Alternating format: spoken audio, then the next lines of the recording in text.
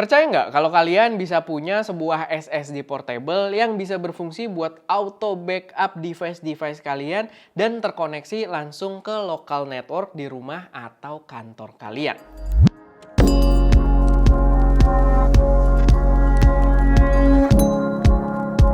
Halo semuanya, selamat datang di channel SM Media dengan gue Erwin, dan pada video kali ini gue pengen bahas sebuah SSD yang unik banget konsepnya. Jadi dia kayak one of a kind gitu ya, satu-satunya yang gue lihat menawarkan opsi seperti ini untuk sekarang, dimana dia bisa berfungsi layaknya sebuah NAS atau Network Attached Storage, atau secara fungsi dia jadi kayak semacam personal backup hub kita gitu ya. Jadi personal server yang bisa kita bawa-bawa juga.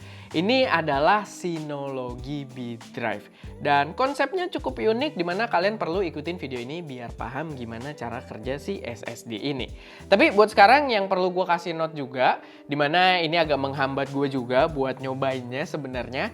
Dia itu untuk sekarang masih berfungsinya di versi desktop, dia cuma berfungsi buat Windows. Karena aplikasi desktopnya baru available buat Windows doang saat gue bikin video ini. Tapi dia sih disebutin di websitenya kalau buat macOS itu coming soon. Jadi bisa bekerja juga buat kedepannya. Tapi ya buat sekarang dia cuma work buat Windows. Jadi agak disayangkan karena gue pribadi adalah Mac user banget gitu. Untuk device utama gue adalah penggunaan Mac. Tapi setelah nyobain si SSD ini, sebenarnya dia menawarkan fungsi yang bisa berguna banget. Jadi kalau kalian konekin ke laptop, desktop, atau PC kalian, itu kalian perlu jalanin aplikasinya dulu, aplikasi si B Drive-nya ini. Kalau kalian di Windows udah gampang banget. Yang Mac tadi belum available. Tapi kalau kalian di Windows, di dalamnya udah ada file.exe-nya. Tinggal kalian jalanin aja, kalian install, dan nantinya kalian perlu untuk bikin akun buat ngakses fungsi secara penuhnya. Tapi bagusnya dia tidak ada kayak subscription fee juga ya. Kalian jadi sekali beli aja itu udah berfungsi secara otomatis selamanya. Dengan ya kalian setup dulu pakai akun kalian tadi. Nah, nantinya kalau kalian udah install, udah bikin akun, di dalamnya dia nawarin 3 feature yang kalian bisa aktifin salah satu aja, atau kalian pengen aktifin semuanya itu juga bisa.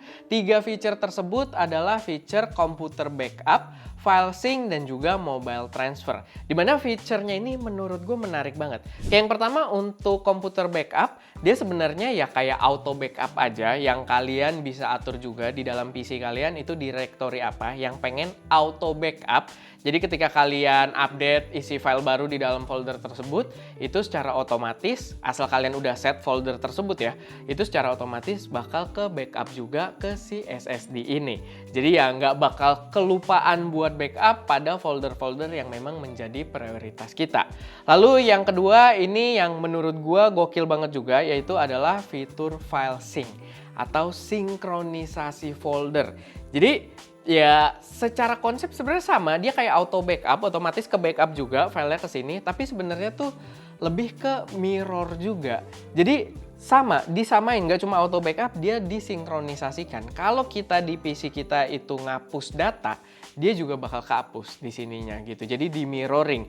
Jadi bener-bener oke banget menurut gue ya. Menurut gue ini bakal gokil banget kalau kita pakai kayak di folder-folder project file editing kita. Jadi kita project file editing, kita editing di local disk, di folder tertentu, anggaplah namanya file project gitu ya foldernya. Itu secara otomatis apapun yang kita lakukan di dalam folder file project tersebut, itu akan di mirror, di copy secara langsung sama dengan yang di dalam SSD ini. Jadi itu kepake banget kalau misalkan project kita nanti di local disk tiba-tiba ada apa-apa, file folder project tadi secara otomatis sama persis ada di dalam SSD ini gitu, terbackup secara otomatis. Jadi menurut gue itu adalah fitur yang oke banget dipakai untuk para fotografer, videografer, content creator. Itu adalah fitur yang krusial ketika kita punya backup otomatis dari project yang kita kerjakan saat itu. Lalu terakhir fiturnya yang kayak server banget, kayak server cloud, itu adalah mobile transfer. Jadi kita bisa atur juga, kita install di aplikasi B Drive di HP kita gitu ya, lalu kita atur, kita bisa backup foto secara otomatis, bisa foto-foto tertentu atau secara otomatis semua foto setiap kita terkoneksi itu bisa auto backup juga ke sini. Jadi secara nggak langsung dia bisa gantiin kayak iCloud juga, tapi secara fisik storage-nya ada sama kita gitu ya. Jadi kayak lebih yakin dan kita bisa akses dengan gampang juga gitu, nggak selalu bergantung pada koneksi internet. Karena untuk transfernya dia juga memanfaatkan direct local wifi network yang ada di rumah atau kantor kalian. Jadi menurut gua secara fungsi di situ juga menjanjikan banget, menarik banget. Tapi ya balik lagi untuk penggunaan secara professionally menurut gua tadi untuk yang file sync itu yang bakal racun banget untuk para fotografer, videografer atau ya orang-orang yang bekerja di industri kreatif. Buat harga sendiri dia dijual itu cuma ada 2 versi, harganya berbeda berdasarkan kapasitasnya. Dia dijual untuk yang versi 1 TB itu seharga Rp2.499.000 dan yang versi 2 TB itu di Rp3.999.000. Dan as a storage karena ya kalian nggak harus pakai smart sistemnya tadi. Kalau kalian, maksudnya dia SSD portable, kalian pindahin buat transfer data ke PC temen kalian itu juga nggak ada masalah gitu ya, nggak harus pakai aplikasinya. Dan as a storage dia juga ngebut banget. Karena dia SSD, kita udah ngetes juga di sini. Gue ngetes pakai MacBook gue itu pakai Blackmagic Disk Test ya. Itu dia nyentuh sekitar 800 MB per second dan itu cepet juga buat transfer data. Jadi as an SSD storage dia juga udah proper banget. Overall menurut gua konsep yang ditawarkan ini benar-benar bisa berguna banget buat fotografer, videografer atau content creator atau siapapun yang bekerja di industri konten kreatif. Atau mungkin nggak cuma di situ ya, di workflow lain pun kalau kalian kayak ngerti gimana cara memanfaatkannya mungkin bisa berguna banget dimana kalian bisa punya SSD yang network attached dan bisa berfungsi layaknya NAS juga gitu dan bisa jadi kayak personal cloud backup dari foto-foto di HP kita tapi secara fisik storage-nya ada sama kita bisa colok direct ke PC-PC dan kita copy secara langsung dan cepat juga storage-nya.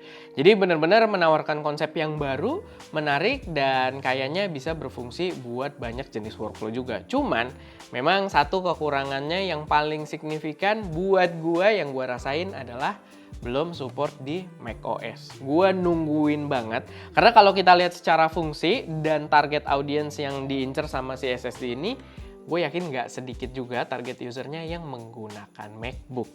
Jadi ya gue harap development untuk aplikasi MacBooknya bisa benar-benar dipercepat karena SSD ini menawarkan fungsi yang benar-benar menarik banget.